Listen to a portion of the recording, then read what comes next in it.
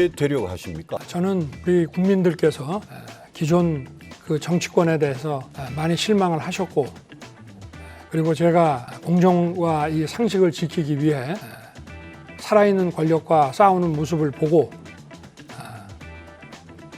좀 무너진 이 법치와 상식을 좀 바로 세워달라는 그 부름을 제가 그 정도. 질서의 기초에서 이루어져야 된다고 생각합니다. 알겠습니다. 국민들이 불러서 나왔다 이러시는데요. 윤석열 후보께서 대통령이 되겠다는 결심을 언제 하셨습니까? 퇴임 후에 한 4, 5개월. 네. 코로나 위기 이후에 경제, 안보, 복지, 노동 양극화, 인구 위기 이 해결해야 될 문제가 한두 가지가 아닌데 6개월 전에 대통령이 될 결심을 하고 평생을 검사로 살아오신 분이 대통령감이 된다고 생각하십니까? 자격이 있다고 생각하십니까? 네, 저는 제가 대통령의 업무를 수행하는데 전혀 문제가 없고 그리고 26년간의 이 검사 생활이 다양한 분야를 경험을 했기 때문에 어떤 각도에서든 알겠습니다. 그 분야의 정상까지 가본 사람은 할 수 있다고 저는 생각합니다.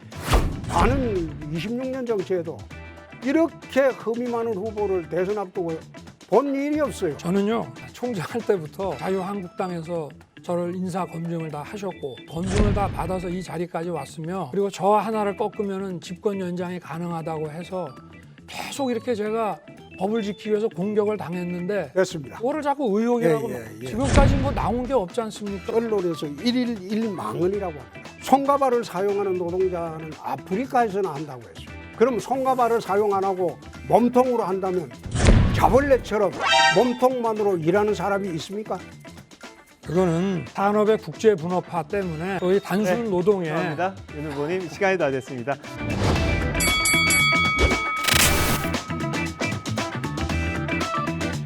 정면 불상자로 했다. 그 말씀하셨는데 거기 분명히 특정 캠프 소속원이라고 특정을 했습니다. 그 특정 캠프가 어디입니까? 저는 제가 물론 그 고발 그 절차에 관여는 안 했습니다만은 특정 캠프 소속이라는 얘기를 전혀 한 거로 저는 대변인 발표를 했습니다. 고발할 때. 저는 그건 뭐 금시초문입니다만은 국회의원들이 들었다고 했잖아요. 저희들이 그것을 제가 말씀드릴 때는 제보자를 전 전제로 해서 얘기를 했던 것이고 그렇습니다. 끝낼 수 있는 사건이 아니. 만약 증거가 계속 나와가지고 손중성 검사와 대검 간부들이 우리 검찰총장의 최측근 간부들이 이걸 만들어서 전달한 게 사실이라면 후보를 사퇴할 용의가 있습니까? 아니 제가 관여하지 않았는데 책임은 느끼십니까? 그렇습니다. 최측근들인데. 그렇게 볼 수는 없습니다. 그걸 다 대검 간부는 다 최측근이죠. 개연성이 후보님, 없다는 말씀을 후보님. 제가 여러 차례 드렸습니다. 책임. 예, 유 후보님, 윤 후보.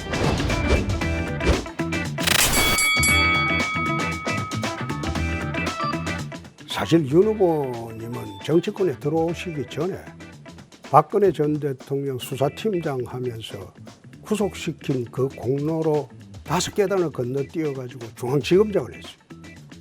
우리 보수 진영을 괴멸시키는데 앞장을 서고 1000여 명을 소환조사를 하고 그중에 5명이 자살을 했습니다.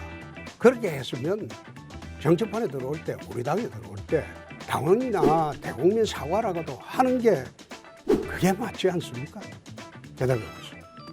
글쎄 저는 제가 당시에 그 검사로서 맡은 소임을 했고 그리고 법리와 증거에 기반해서 제가 일을 처리했는데 이것에 대해서 제가 검사로서의 한 일에 대해서 사과를 한다는 것은 그거는 맞지 않고요. 고모님께서 순간순간은 굉장히 솔직하신데 이게 며칠 지나고 몇 달 지나고 몇 년 지나면 말이 180도 바뀌는 그런 경우를 제가 굉장히 많이 봤습니다. 예를 들면 박근혜 전 대통령에 대해서 춘향이 아니고 향단이었다. 탄핵을 당해도 싸다. 또 헌법재판소 판결에 대해서 뭐 박근혜 대통령은 잡범이었다. 이런 표현을 쓰시고 박근혜 전 대통령 문제는 유승민 후보가 나한테 물을 자격이 없어요. 아닙니다. 저는 그리고 일관되게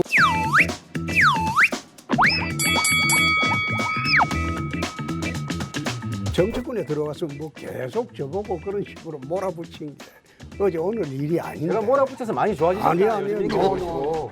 정치 그래 하시면 안 돼요. 쓴소리 하는 그런 사람이 식으로 있으니까 쓴소리가 아니고 그 못된 소리야. 제가 막말한다고 비판을 많이 하니까 요즘 막말도 안 하시고 혈색도 좋아지고. 아니 쓴소리가 아니고 그런 아니, 말은 못된 소리라고 그래요.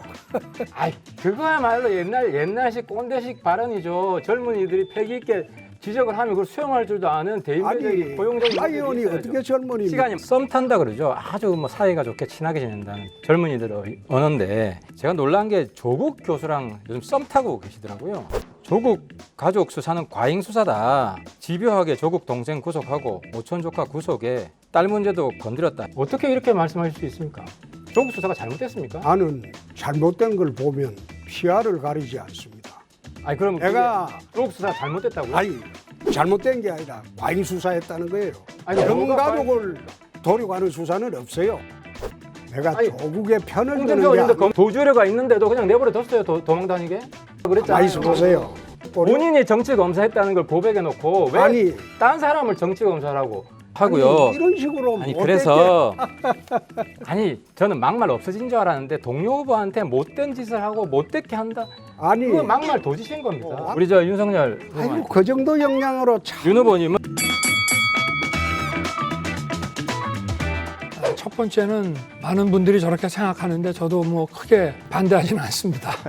허경영 후보 내용을 보니까 이재명보다 나아서 가서 격려 겸해서 만났습니다. 이준석 대표와는 며칠 전에 떡볶이를 맛있게 먹으면서 앞으로의 미래에 함께할 일에 대해서 의기투합을 다시 했습니다. 그 과정에서 있었던 여러 가지 불편하고 잘못된 점들에 대해서 저는 미안하게 생각하고 있습니다.